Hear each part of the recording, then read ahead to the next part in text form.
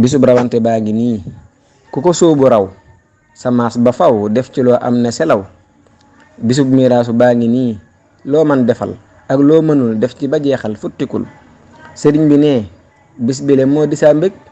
kon képp koo xam ne mbégam moo di sa mbég nee na nga dundal bis bi def ci loo am santale ko yàlla berndeel koy ganam. sëriñ bi ne bis bile saa bu dikkee mayam da cay dolli ko fu mu fi nekkee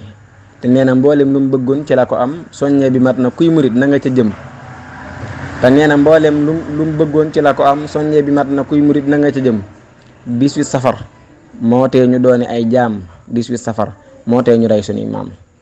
18 safar moo tee ñu dee ci kéefër 18 safar moo tee ñu dëkkee naqar 18 safar moo tee ñu dem niiraanu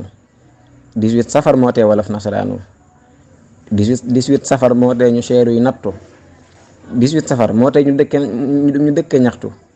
18 safar moo tee ñu yennu tiis yi moo tee ñu yées mel ne mala ci ngir yi 18 safar moo nu sigil moo nu sagal moo tee bërëf lewun te it moo nu musal. bis bi danoo jële ci coonaaki naqar ñoddil ñu ay mbég abadan 18 safar hadijatan waasilatan xalal xadim bi jaay bi shirri fii shahri safar shahrul asim jërë ngeen jëf.